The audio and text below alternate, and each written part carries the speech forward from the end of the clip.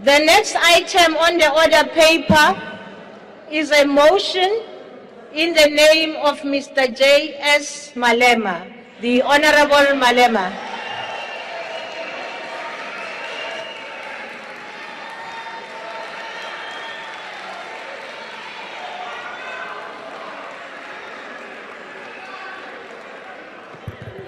Thank you very much. Deputy President of the EFF and the leadership of the EFF, the people of South Africa, let me greet all those who agree that indeed our democracy to work, we need to hold the executive accountable.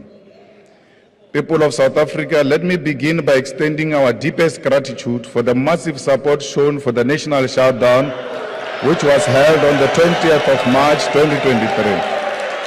The 20th of March marked one of the greatest national demonstrations post-1994, wherein thousands of our people registered their dissatisfaction of load shedding, unemployment, high levels of crime, gender-based violence, and lack of service delivery. Many of you affirmed the authority of the EFF to be superior to that of the President of South Africa and his entire cabinet combined by partaking in the shutdown because you cannot trust anything he and his government says.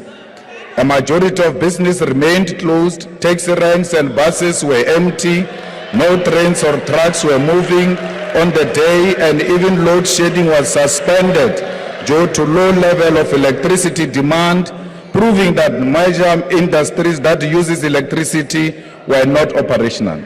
The success and moral correctness of the national shutdown is proven by the fact that no one, not the state or the media, was able to dispute the logic for the national shutdown, and they all chose to attempt to divert and dilute its message by creating a myth of anarchy and destruction. We salute you for your support, and we salute you, all protesters, for their discipline and commitment to peaceful protest. We remain resolute on our demand for Mr. Cyril Ramaphosa to resign as the President of South Africa, and our people want reliable supply of electricity for their businesses, livelihoods, and for the economy to survive. The economic freedom fighters proved once more who is in charge in this country. When you said to business, is business as usual, open your shops, I said close. They closed. I'm in charge. I've got you by scrotum. There's nothing you can do, nothing. All of you combined. You can scream anyhow you want. Once more, I demonstrated to you black opposition, a white opposition with the ruling party combined.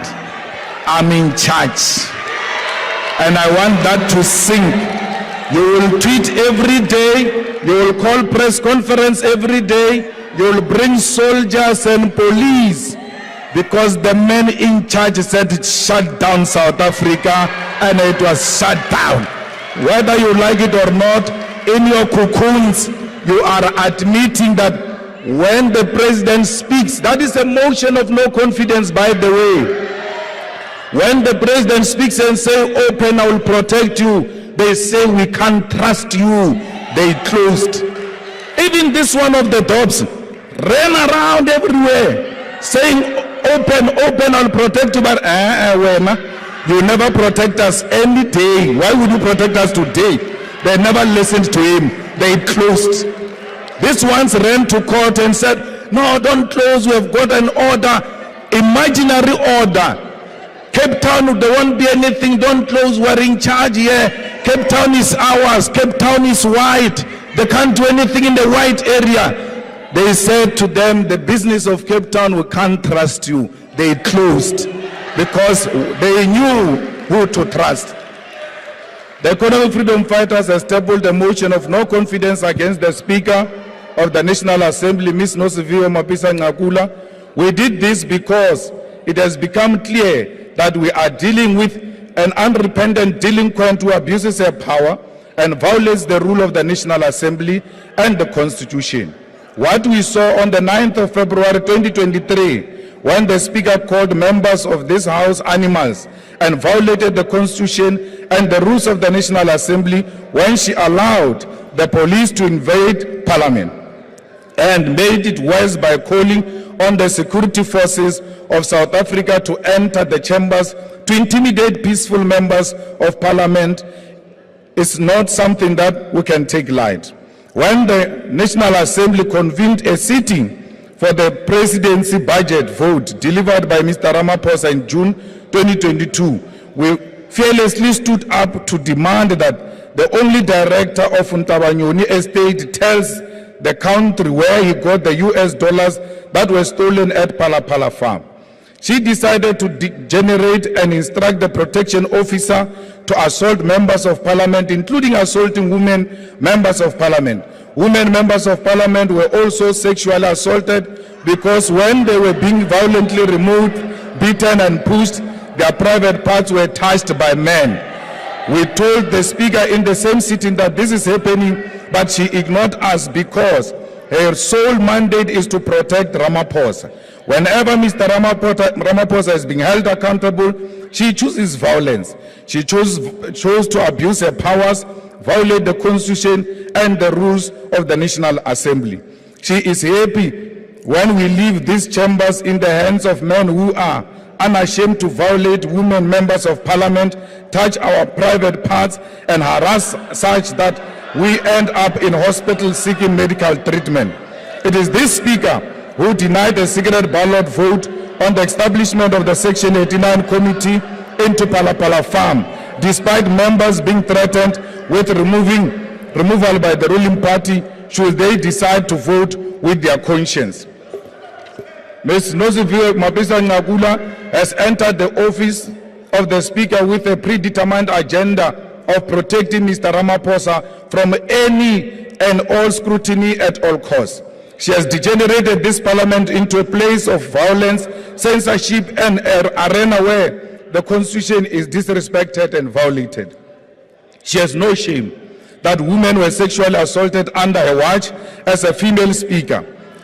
Mrs. Mapisa-Nqakula is a mistake of history and a step backwards for women leadership in this country. As the EFF, we table this motion of no confidence in the Speaker because under her, the gains of our democracy are being reversed at a rapid rate.